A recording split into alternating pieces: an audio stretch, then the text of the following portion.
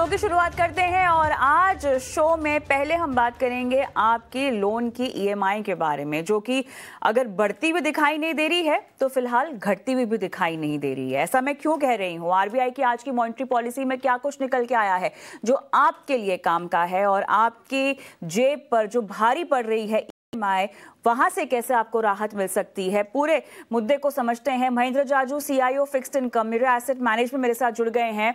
AR Hemant, communications head bank बाजार, मेरे साथ जुड़ गए हैं। आप दोनों का स्वागत है हमारी इस बेहद खास पेशकश में। और जाजू सर, शुरुआत आपसे ही करूंगी क्योंकि आप एक बतौर मेंटोर की तरह हमेशा हर पॉलिसी में मेरे साथ जुड़ते हैं और मुझे और दर्शकों को बताते हैं कि इस पॉलिसी के मायने क्या है और आगे किस तरह से ब्याज दरें बढ़ सकती हैं, घट सकती हैं, स्थिर रह सकती हैं। तो देखिए, आज की पॉलिसी में मोटा मोटा जो मेरे आम दर्शक हैं, जाजू जी ये समझना चाहूंगी, ईएमआई तो उनकी घटेगी नहीं फिलहाल के लिए, क्या ये बात सही है? बिल्कुल, ईएमआई अभी घटेगी नहीं, लेकिन ये भी साथ में निश्चय की ईएमआई अभी बढ़ेगी भी नहीं, क्योंकि हमने देखा कि स्पेशली लास्ट एक महीने में ग्लोबल बाजार में तेल के दाम कम हुए। जो यूएस में इंटरेस्ट रेट 5% के पहुंच गए थे 10 ईयर, वो घटकर अभी करीब करीब 15-20 लेवल पे आ गया। फेडरल रिजर्व के तरफ से एक इंडिकेशन आ गया कि अब शायद इंटरेस्ट रेट और हाइक नहीं होगी। तो एक बहुत महत्वपूर्ण चीज मैं बताना चाहूंगा कि हमारा जो सेंट्रल बैंक है, रिजर्व बैंक, ये फरवरी से फरवरी के बाद आरबीआई ने एक बार भी रेट हाइक नहीं किया, और फरवरी के बाद फेडरल रिजर्व ने 4 बार रेट हाइक किया 25 बेसिस पॉइंट करके, तो वो अभी 5.5 पर पहुंच गए हैं। इसका मतलब आरबीआई ने 6 महीने पहले ही एडवांस में एक डिसीजन लिया, एक स्टांस लिया कि अब हम रेट नहीं बढ़ाएंगे। तो आज हम देख रहे हैं कि 6 महीने में आरबीआई का अनुमान सही रहा, हमारा इन्फ्लेशन कम हो गया और ग्लोबल इन्फ्लेशन भी कम हो गया। इंटरेस्ट रेट्स अब थोड़े स्टेबल होते हुए नजर आ रहे हैं। तो ये एक्सपेक्ट करना कि भी ईएमआई हमारा कम हो जाएगा या इंटरेस्ट रेट कम हो जाएंगे, शायद थोड़ा कुछ ज्यादा ही ऑप्टिमिस्टिक रहेगा। लेकिन ये हमको एक अच्छा कॉन्फिडेंस रहना चाहिए कि हमारे सेंट्रल बैंक ने बहुत अच्छा काम किया।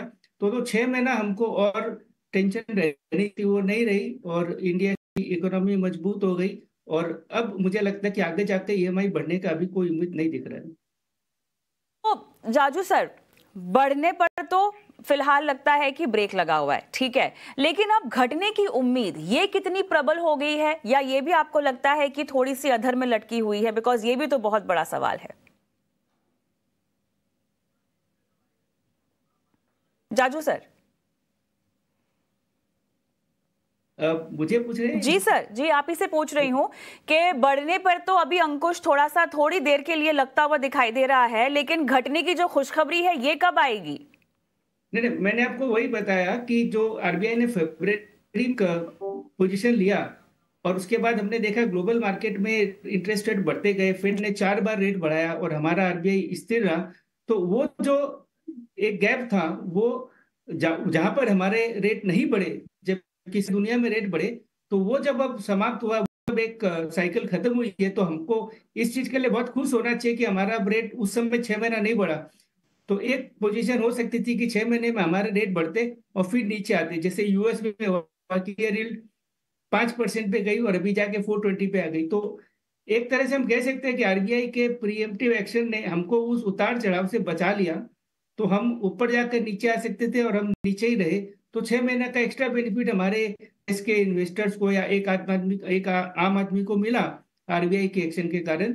और इस कारण से हमको बहुत तेजी में ये नहीं सोचना चाहिए कि अगले महीने नेक्स्ट महीने इंटरेस्ट रेट वापस कम हो जाएंगे या ईएमआई कम होगी। सिचुएशन में सुधार है, तो मुझे लगता है कि अगले साल जब इलेक्शन होते हैं, उसके बाद नई गवर्नमेंट आती है, उसके बाद ही कुछ माहौल बनेगा कि रेट कम हो सके या ना हो सके। क्योंकि ये फरवरी में भी हमको पूरे साल का बजट नहीं मिलने वाला है, हमको वोट और बाउंड मिलेगा। तो अगले साल हमारा फिजिकल डेफिसिट की क्या सिचुएशन रहती है, गवर्नमेंट टैक्सेस में या दूसरे क्षेत्रों में क्या बदलाव करती है, ये सब पॉलिसी के बारे में हमको मई जून में जाके पता चलेगा जब अगले साल का बजट आएगा। तो मुझे लगता है कि अभी फिलहाल तुरंत फुरंत इंटरेस्ट रेट कम होने के कोई चांस नहीं है, और हमको शायद 6 महीने अभी वेट करना चाहिए। तो कम से कम 6 महीने का और वक्त आपकी ब्याज दरें कम हो, ईएमआई को लेकर आपका बोझ थोड़ा सा हल्का हो। लेकिन हेमंत, थोड़ा सा अब 6 महीने के अंतराल का ही मैं समय समझना चाहती हूँ, और जिस तरह से हम सब जानते हैं कि एक एक्सटर्नल बेंचमार्क के साथ आपका जो लोन होता है वो लिंक होता है, 6 महीने का इंतजार करें या फिलहाल थोड़ा सा अगर तब्दीली कहीं की जा सके, लोन शिफ्ट किया जा सके तो आपके पास मौका है। कैसे देखते हैं आप इस जटिल मुद्दे को, क्योंकि काफी समय से हेमंत जो कर्जदार है वो ज्यादा ईएमआई चुका रहे हैं, और हालांकि कहा जा रहा है कि शायद अब उनका या ब्याज दर घटने का जो इंतजार है वो खत्म होने को है, लेकिन काफी कुछ तो अभी भी हेमंत डेटा डिपेंडेंट है ना, कुछ भी कभी भी हो सकता है। तो क्या करना चाहिए अभी? इसमें मैं एक आपके साथ डेटा शेयर करना चाहूंगा, एक डेटा पॉइंट। जो लेटेस्ट आरबीआई फिगर्स हैं लोन बेंचमार्किंग के, वो कह रहे हैं कि अभी भी करीब 45% जो आउटस्टैंडिंग लोन्स हैं शेड्यूल्ड कमर्शियल बैंक्स के, 45% वो अभी भी एमसीएलआर पे हैं, और करीब 3% बेस रेट पे हैं। सो ऑलमोस्ट आधा मार्केट अभी भी पुराने बेंचमार्क्स पे लगा हुआ है। तो मैं उन बोरोवर्स को मैं ये कहना चाहूंगा कि अगर आपके लोन में बहुत टाइम बाकी है। हेमंत, ये डेटा पॉइंट काफी लेटेस्ट है क्या? क्योंकि इसके पहले तो काफी कुछ खबरों में था कि अधिकतर जो अकाउंट्स हैं वो एक्सबीएलआर पर कन्वर्ट हो चुके हैं। अगर ये अभी भी एमसीएलआर में है तब तो ये काफी समय लगेगा, जो रेट हाइक हुई है उसको पास ऑन होने में, धीरे धीरे होगा ये तो। एग्जैक्टली। सो ये जो डेटा पॉइंट है ये जून का है। अच्छा। और ये क्वार्टरली डेटा आरबीआई प्रेजेंट करते हैं। तो इसमें मैं आपको एक डिकोटमी बताना चाहूंगा, वो ये है कि प्राइवेट बैंक्स और फॉरेन बैंक्स में जो ईबीएलआर की तरफ जो शिफ्ट था, जो रेपो रेट लिंक लोन्स की तरफ जो शिफ्ट था, वो ऑलरेडी काफी हो चुका है। प्राइवेट बैंक्स में ऑलरेडी करीब 75% ईबीएलआर लोन्स पे आ गए हैं। फॉरेन बैंक्स पे ये ऑलमोस्ट 88% है। बट गवर्नमेंट बैंक्स में जहां पे इतनी ज्यादा लेंडिंग होती है, वहां पे लास्ट डेटा पॉइंट के अनुसार अभी भी सिर्फ 36% लोन्स ही ईबीएलआर पे हैं। और आपको तो पता ही है कि भारत जो है अपने लोन्स काफी ज्यादा मात्रा में गवर्नमेंट बैंक से ही लेता है। सो गवर्नमेंट बैंक्स में जो हो रहा है वो इस पूरे डेटा को प्रभावित करता है। तो मैं उन बोरोवर से मैं डेफिनेटली कहना चाहूंगा कि आप अपने ऑप्शंस को जरूर समझें, क्योंकि अगर आप अभी भी एमसीएलआर लोन पे हैं और ईबीएलआर बेस रेट लोन पे हैं, ये पुराने बेंचमार्क जो हैं वो अलग तरीके से चलते हैं। वेराज जो रेपो रेट ईबीएलआर लिंक्ड लोन्स हैं वो क्वार्टरली तरीके से रीसेट होते हैं। सो जैसे जाजू जी कह रहे हैं 6 महीने में हम एक्सपेक्ट कर सकते हैं कि शायद कोई रेट चेंज हो। तो जब भी वो रेट चेंज होगा उस क्वार्टर में वो ऑटोमेटिकली बोरोवर को पास ऑन कर दिया जाएगा। ऑटोमेटिकली बोरोवर को कुछ नहीं करना पड़ता है ये रेपो रेट लिंक लोन में अपना रेट चेंज कराने के लिए। बट बेस रेट और एमसीएलआर लोन्स में वो अवधि शायद दूसरी हो सकती है। एमसीएलआर में 6 से 12 महीने हो सकते हैं, तो शायद उस पीरियड में बोरोवर को इमीडिएटली फायदा ना हो, उनको थोड़ा और ज्यादा समय रुकना पड़ेगा। ये एक तरह से आप देखें तो ये ट्रेंड का रिवर्सल है, क्योंकि हम 2 साल पहले बात कर रहे थे कि रेपो रेट तो बढ़ रहा है तो क्या एमसीएलआर पे ही रहना बेहतर है, और अब ये हो रहा है कि शायद रेपो रेट जल्दी गिरेगा अगले 2 क्वार्टर्स में और लोन सस्ते होंगे। बट ये हो सकता है कि एमसीएलआर थोड़ा स्टिकी है और उतने जल्दी चेंज ना हो। तो बोरोवर्स को डेफिनेटली ये कंसिडर करना चाहिए कि उनके ऑप्शंस क्या हैं, कहाँ पे उनको बेटर वैल्यू फॉर मनी मिलेगा, कहाँ पे उनका ब्याज कम होता है। आई थिंक अगर ईबीएलआर कम होने लगा, रेपो रेट कम होने लगा, तो उनका लोन ऑटोमेटिकली सस्ता होगा और वो उनके फायदे की बात होगी। और जो उन्होंने लोन प्रोसेसिंग में या लोन ट्रांसफर में जो भी खर्च किया वो जल्दी से शायद 1-1.5 साल में वो रिकवर भी कर लेंगे। कविता, सवाल यहाँ पर यह है कि एक रीसेटिंग पीरियड होता है जब आपका जो आपकी जो ब्याज दर है जिस पर आप लोन चुका रहे हैं वो बदलती है। तो अब अगर जिसका एमसीएलआर है वो क्या वो जल्दी से रेपो में शिफ्ट हो जाए, एक्सपीएलआर में शिफ्ट हो जाए, या आपको लगता है कि जस का जस चलते रहने दे? क्या सवाल मेरा था? हेमंत, हाँ। ओके, सो कविता, ये जो ट्रांसफर होता है एमसीएलआर से ईबीएलआर में, ज्यादातर केसेस में अगर आप अपने बैंक से ही ये लोन कन्वर्जन कर रहे हैं तो ये काफी सिंपल है। आप बस बैंक को अपना प्रोसेसिंग फी और कुछ डॉक्यूमेंट्स दे सकते हैं और वो कन्वर्जन तुरंत हो जाता है। आपको कोई ज्यादा भागदौड़ करने की भी जरूरत नहीं है। ये दैट इज अज्यूमिंग कि आपको अपने ही बैंक से अच्छे रेट्स मिल रहे हैं। आज के दिन होम लोन रेट्स करीब 8.4 8.5 चल रहे हैं, जो लोएस्ट रेट्स हैं। तो अगर आप इन रेट के ऊपर, इन मार्केट रेट्स के ऊपर बहुत ज्यादा प्रीमियम दे रहे हैं, तो आपको डेफिनेटली कंसिडर करना चाहिए। मान लीजिए आपने 9 9.5 दे रखा है, तो आप मार्केट रेट से कहीं ज्यादा दे रहे हैं। स्पेशली अगर आप सैलरीड बोरोवर हैं, जिनकी इनकम स्टेबल है, इनका क्रेडिट स्कोर 800 750 के ऊपर है, और आपका जो ट्रैक रिकॉर्ड है पेमेंट्स का, सब टाइमली पेमेंट्स है आपके, और आप मार्केट रेट से 1-1.5% ज्यादा चुका रहे हैं, तो वो बहुत ज्यादा हो जाता है। तो आपको डेफिनेटली कंसिडर करना चाहिए।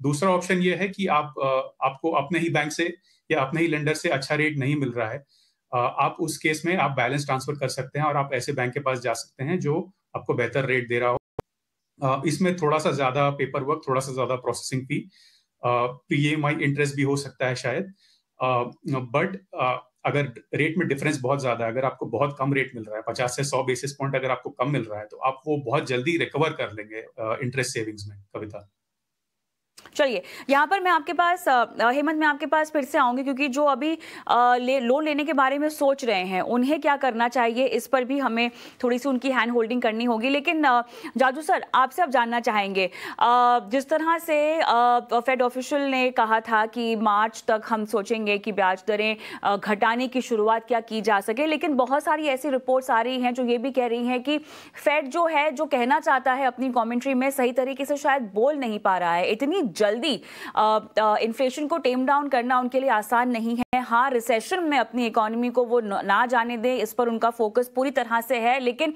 कोई जल्दबाजी नहीं करनी चाहिए ब्याज दरें घटाने को लेकर। क्या आपको समझ में आ रहा है, जितने भी तरह के मिनट्स आ रहे हैं और जो भी हम डेटा देख पा रहे हैं यूएस से निकलता हुआ?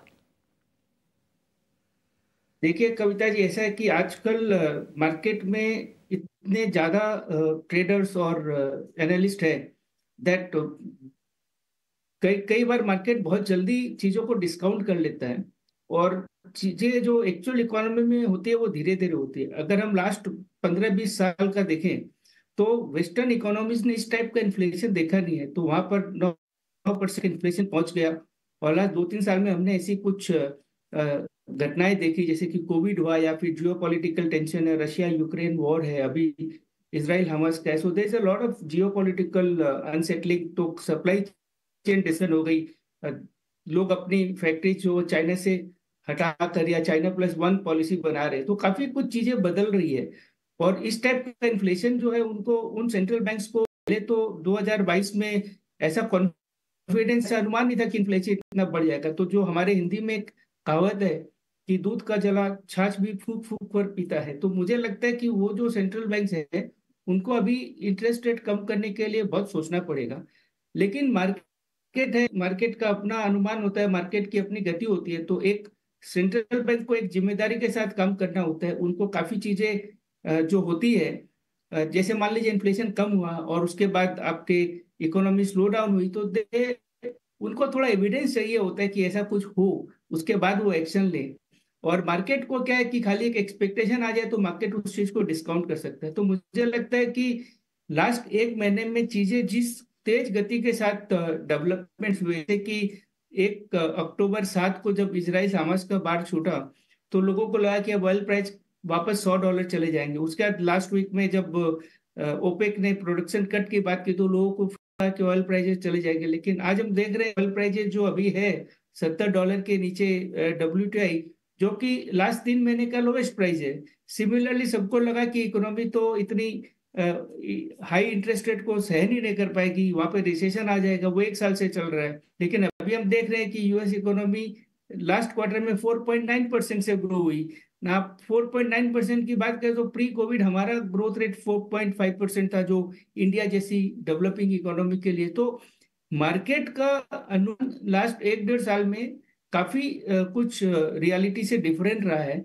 तो मार्केट काफी तेजी से चीजों को डिस्काउंट कर रहा है, जो पेस पे शायद सेंट्रल बैंक नहीं चल सकते, इसलिए एक वो गैप आ रही है। दूसरी चीज है कि सेंट्रल बैंक को अभी अभी इतना सारा रेट हाइक करके आए हैं, और उसी के साथ यदि जो हम टेक्निकल लैंग्वेज में बोलते हैं फाइनेंशियल कंडीशंस इतना जल्दी इजी हो गया, तो सेंट्रल बैंक का जो ऑब्जेक्टिव है कि इन्फ्लेशन नीचे लाया जाए, उसी को एक चैलेंज आ सकता है। सो मुझे लगता है कि मेरा जो अनुमान है, जैसे आज हमने आरबीआई की भी पॉलिसी में देखा और अगले वीक हमारी फेड की पॉलिसी भी है कि जब वो पब्लिक प्लेटफॉर्म पे आएंगे तो उनको अभी भी एक थोड़ा सा संयम रखना पड़ेगा। उनको यही बोलेंगे कि भाई जब तक इन्फ्लेशन कंट्रोल में नहीं आता है हमको इंटरेस्ट रेट कम नहीं कर सकते। इसलिए मैंने जैसा शुरू में कहा कि इंटरेस्ट रेट अब ऊपर नहीं जाएंगे, लेकिन एक जल्दी में इंटरेस्ट रेट नीचे आ जाए ऐसा कोई माहौल अभी नहीं है। तो जाजू सर, अब ऐसे में बॉन्ड यील्ड्स की क्या स्थिति है? क्या ये रेंज बाउंड ही घूमती रहेंगी? देखिए, मुझे तो लगता कि बॉन्ड यील्ड्स जो है वो रेंज बाउंड ही रहेगी। कोई ऐसा ट्रिगर नहीं है कि इंटरेस्ट रेट बहुत जल्दी में नीचे आ जाए। तो अभी जैसे मैं आपको एक सिंपल चीज बताता हूँ, एंड मेरे ख्याल से आज आरबीआई ने भी अपने पॉलिसी में इस चीज को थोड़ा सा बहुत डायरेक्टली हिंट किया। आज मैंने जैसे पहले भी बताया कि फरवरी से लेके अभी तक फेड ने इंटरेस्ट रेट 4 बार बढ़ाए। तो आप एक साल पहले देखो, इस same time last year Fed की रेट थी करीब 3.5%, वो बढ़ के 5.5 हो गई। हम समय भी 6.5 पे थे, अभी हम 6.5 पे। तो हमारा जो गैप है विद द यूएस, जो रेपो रेट का, वो घट के सिर्फ 100 बेसिस पॉइंट्स रह गया। हम 6.5 पे, वो 5.5 पे। फेड चाहे इंटरेस्ट रेट नहीं बढ़ा रहा हो, लेकिन फेड अभी भी क्वांटिटेटिव टिल्टिंग कर रहा है। वो हर महीने अपनी जो बॉन्ड होल्डिंग है उसको $95 बिलियन से घटाते जा रहा है। तो ग्लोबल मार्केट में लिक्विडिटी टाइट हो रही है। और जो इन्फ्लेशन यूएस में लास्ट ईयर सेम टाइम 6% था, वो घट के 3.25% हो गया। हमारा inflation last year same time 5.5, तो अभी भी 5.5 है। तो अब जो इक्वेशन हमारे फेवर में था कि हमारा इन्फ्लेशन कम था और रेट ज्यादा थे, वो उल्टा हो गया। और अभी यूएस में रेट ज्यादा है या डिफरेंस कम हो गया और वहां पे इन्फ्लेशन कम है। तो भारत एक ऐसा है जहाँ कि हमारा करंट अकाउंट डेफिसिट हमेशा 1-1.5% रहता है। अभी हमारा ट्रेड डेफिसिट $31 बिलियन था लास्ट महीना, जो कि अभी तक का रिकॉर्ड हाई है। अभी एफपीआई का जो फ्लो है वो थोड़ा सा स्लो डाउन हो गया। तो ये सब चीजों को देखते हुए हमको बहुत केयरफुल रहना पड़ेगा कि ग्लोबल मार्केट में इंटरेस्ट रेट घट जाए बढ़ जाए। प्लस हमारी गवर्नमेंट की बोरोइंग जो है, अभी आपने देखा ही होगा लास्ट इसी वीक में गवर्नमेंट ने एक्स्ट्रा बोरोइंग के लिए या एक्स्ट्रा खर्चे के पार्लियामेंट से सेंक्शन लिया कि फर्टिलाइजर सब्सिडी अनुमान से ज्यादा है और फूड सब्सिडी अनुमान से ज्यादा है। तो ऐसे माहौल में जब सप्लाई बनी रहेगी, ग्लोबल मार्केट में इंटरेस्ट रेट एक रेंज में घूम रहे हैं, कुछ बहुत तेज है या बहुत बड़ी मात्रा में इंटरेस्ट रेट नीचे आ जाए ऐसा कोई माहौल है नहीं। आगे चल के कुछ ऐसी डेवलपमेंट होती है तो फिर हो सकता हो, लेकिन यदि आज मुझे एक अनुमान लगाना हो तो मैं तो यही बोलूंगा कि जो ब्याज दरें हैं वो एक छोटे रेंज में चलती रही। अभी कोई ऐसा माहौल नहीं है कि हमारा जो 7.25 का यील्ड है वो 8% हो जाए या 6.75 हो जाए। 7.15, 7.30, उसके बाद देखते हैं कैसे नई चीजें होती है, नए डेवलपमेंट, उसके ऊपर एक अनुमान लिया जाएगा। हेमंत, पॉलिसी में दो चीज़ें जो कि ब्याज दरों के अलावा काफ़ी कंज्यूमर ओरिएंटेड हैं। आरबीआई फाइनेंशियल सेक्टर के लिए क्लाउड फैसिलिटी बनाएगा, एक तो ये एक ऐलान, और साथ ही हॉस्पिटल एजुकेशन के लिए यूपीआई की सीमा बढ़ाकर 5 लाख कर दी गई है। इन दोनों खबरों को हम कैसे देखें? क्लाउड फैसिलिटी फाइनेंशियल सेक्टर के लिए जो बनाने का मकसद है, क्या ये एक डेटा बैंक होगा जो क्रिएट किया जा रहा है? अगर आप आरबीआई की और सारे रेगुलेटर्स की के रीसेंट अनाउंसमेंट्स देखें, डेटा प्रोटेक्शन, डेटा प्राइवेसी और कैसे डेटा एक नेशनल सिक्योरिटी का फैसेट है, इन चीज़ों पे बहुत सारी बातें हुई हैं, बहुत सारे एक्शंस भी लिए गए हैं। So I think this is just one step, उस डायरेक्शन में एक स्टेप है। फाइनेंशियल डेटा जो है इंडियंस का, आई थिंक वो बहुत इंपॉर्टेंट है इंडिया के लिए, और आरबीआई स्टेप्स ले रहा है उस डेटा को सिक्योर करने के लिए। और आरबीआई आगे बढ़कर एक कदम ले रहा है कि हम ये इंफ्रास्ट्रक्चर क्रिएट करेंगे, एक डिजिटल पब्लिक गुड बनाएंगे जिसका फायदा पूरे बैंकिंग सिस्टम को, फाइनेंशियल सिस्टम को हो। सो आई थिंक इसमें ऑपरेशनल डिटेल्स आना बाकी है, किस तरह से बैंक्स पार्टिसिपेट करेंगे इस प्रोग्राम में, ये अभी क्लियर नहीं है। और आई थिंक ये भी कहा जा रहा है कि अल्टीमेटली ये सिस्टम जो डेवलप किया जाएगा उसे फिर प्राइवेट प्लेयर्स चलाएंगे। ये सारे डिटेल्स आने बाकी हैं, तो हम देख रहे हैं किस तरह के डेवलपमेंट्स होंगे इस स्पेस में। बट बहुत इंटरेस्टिंग चीज़ है ये, क्योंकि हिंदुस्तान का डेटा हिंदुस्तान में ही रहना चाहिए। आई थिंक यही बात उभर के आती है सारे डिजिटल गाइडलाइंस के मामले में। यूपीआई की बात रही, चीज़ें बहुत तेजी से बदल रही हैं, ट्रांजैक्शन वॉल्यूम्स बहुत तेजी से ग्रो कर रहे हैं। आपको तो पता ही है इन्हें कितने hundreds of billions of rupees हर महीने ट्रांजैक्ट किए जाते हैं। नंबर ऑफ ट्रांजैक्शंस तो बढ़ते ही जा रहे हैं, मतलब हर क्वार्टर में कोई एक नया रिकॉर्ड लगता है इस चीज पे। तो इसमें क्योंकि इतने सारे लाइफ के फैसेट्स में यूपीआई अब जुड़ गया है, आरबीआई ने कहा है कि अब जो जो मिनिमम रिकरिंग पेमेंट्स हैं, 15,000 की जो लिमिट थी जहां पे उसके ऊपर आपको 2 फैक्टर ऑथेंटिकेशन करना पड़ता था, अब उसकी जरूरत नहीं पड़ेगी। अब आप 1 लाख तक बड़े पेमेंट्स कर सकते हैं। तो इसमें जो मिड साइज पेमेंट्स होने वाले हैं, जहां पे कभी कभी डिमांड ड्राफ्ट चेक की जरूरत पड़ती थी, अब वो भी डिजिटल हो जाएंगे, अब वो भी यूपीआई के थ्रू जा सकते हैं। और अगेन ये एक और डिजिटल पेमेंट का एक और तरीका है, डिजिटल पेमेंट्स को ज्यादा असरदार बनाएगा, डिजिटल पेमेंट्स की स्कोप को बढ़ाएगा, डिजिटल पेमेंट्स के वॉल्यूम्स बढ़ेंगे इससे, क्योंकि ये जो कैप्स लगते हैं, आरबीआई टेस्ट करता रहता है कि सिस्टम कितना रेजिलिएंट है, कितना वॉल्यूम ले सकता है। अब आरबीआई कॉन्फिडेंट है कि यूपीआई का जो सिस्टम है वो बड़े ट्रांजैक्शंस, बड़े वॉल्यूम्स भी हैंडल कर सकता है। और एजुकेशन में, हेल्थ केयर में हम देखेंगे कि अब बड़े पेमेंट्स किए जा सकेंगे, रिकरिंग पेमेंट्स भी किए जा सकेंगे। म्यूचुअल फंड्स में, इंश्योरेंस में लोग अब बड़े बड़े अमाउंट्स भी एसआईपी के थ्रू निवेश करते हैं, उनके इंश्योरेंस प्रीमियम्स भी काफी बड़े हैं। तो आई थिंक उन सबको, उन ग्राहकों को बहुत आसानी होगी वो बड़े पेमेंट्स चुका पाने में यूपीआई के जरिए। कविता तौर से तो जाजू सर, अब सवाल यहाँ पर ये उठता है कि इक्विटी बाजार हम देख रहे हैं फर्राटा तेजी की ओर बढ़ रहा है। अब पूरे पोर्टफोलियो में मैं अगर बात करूँ तो कहाँ रीबैलेंस करने का समय है? अगर ब्याज दरें फिलहाल घटने का कोई समीकरण सामने नहीं आता हुआ दिखाई दे रहा, तो डेट में आपका जितना पैसा पड़ा है उसको रहने दें, इक्विटी की ओर झुकाव अगर आपके पास है तो थोड़ा सा उसी में बने रहें, या कोई बदलाव करने की जरूरत है? किस तरह से अगर हमें प्लेसमेंट करनी हो डेट अपने पूरे पोर्टफोलियो में, डेट के लिहाज से कोई खास रणनीति क्या अपनाई जा सकती है?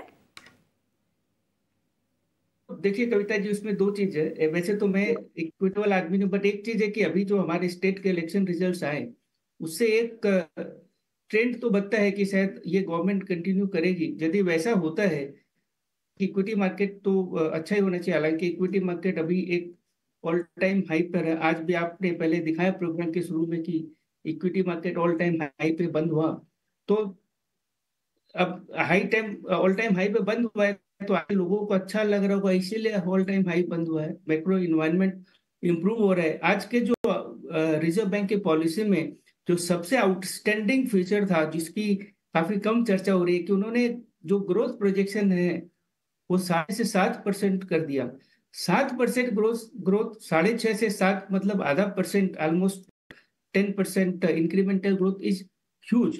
और जो 7% की ग्रोथ है, दैट इज इंपॉर्टेंट, कि जो इस साल यदि हम FY24 में 7% ग्रो करते हैं तो नेक्स्ट ईयर वो ग्रोथ यदि 8% पहुंच जाती है विद द न्यू गवर्नमेंट, तो एक अलग ही माहौल देश के लिए बनेगा। और वो ऐसे समय में जब बाकी दुनिया ग्रोथ के लिए छटपटा रही है, तो मार्केट तो अभी इंटरेस्ट रेट से ज्यादा उस चीज पे मेरे ख्याल से ज्यादा फैक्टर करेगा। तो किसी को भी अपना इक्विटी मार्केट में एलोकेशन करनी है पोर्टफोलियो में, वो शायद अपने एडवाइजर से डिस्कस करके वो एंगल से देखेंगे। तो अभी मेरे ख्याल से इंटरेस्ट रेट के बारे में एक वो चीज बहुत है कि इंटरेस्ट रेट यहाँ पर रहेंगे या नीचे आएंगे। तो ये इक्विटी मार्केट के लिए या तो न्यूट्रल है या सपोर्टिव है, निगेटिव नहीं है। जहां तक बात डेट मार्केट की है, जो हम लोग काफी आधे घंटे से ये बात करें कि इंटरेस्ट रेट भी गए हैं और अभी हमारा यील्ड कर्व बहुत फ्लैट है। तो फ्लैट यील्ड कर्व का मतलब क्या हो कि 1 साल से लेके 10 साल तक मोर और लेस लेवल पे है। तो 1 साल का टी बिल यदि 7.20 पे है तो 10 साल की गवर्नमेंट बॉन्ड वो 7.25 पे है। तो जब हमारा एक्सपेक्टेशन है कि इंटरेस्ट रेट पीक हो गए हैं और अगली मूव जो है वो शायद इंटरेस्ट रेट नीचे आने में होगी, तो हमको 3 से 5 साल से 10 साल में जहां पर भी हमारा कंफर्ट है, जहां इन्वेस्टमेंट होराइजन है, तो मेरे पास यदि 5 साल के लिए पैसे हैं तो मैं शायद अभी 5 साल के ड्यूरेशन में या 5 साल के मैच्योरिटी वाले फंड में पैसा डालूंगा। यदि मुझे अगले 10 साल पैसे नहीं चाहिए तो मैं 10 साल, बिकॉज जो आपकी डेट में रिटर्न मैक्सिमाइज होगी वो अभी उसी ड्यूरेशन कॉल लेने से होगी। और यदि मैं 5 साल के इन्वेस्टमेंट होराइजन है, इवन इफ थोड़े से इंटरेस्ट रेट में वॉलेटिलिटी होती है, तो over a period of 5 years वो पॉजिटिव रिटर्न हिस्टोरिकल बेसिस पे आ जाएगा, क्योंकि कहीं ना कहीं एक इंटरेस्ट रेट साइकिल कंप्लीट हो जाती है। So just to quickly conclude, I will say कि जिसके पास जितनी अभी इन्वेस्टमेंट होराइजन है उसके हिसाब से उस मेच्योरिटी के 3 साल, 5 साल, 10 साल के फंड्स में अभी जाना चाहिए। कोई जगह खाली एफडी कर रहा है तो अभी बैंक एफडी अच्छे रेट पे दे रहे हैं, तो लंबे टर्म के लिए एफडी ले ले, बिकॉज ये एक जनरल कंसेंसस बन रहा है कि इंटरेस्ट रेट पीक हो गए, तो उस चीज का लोगों को फायदा उठाना चाहिए।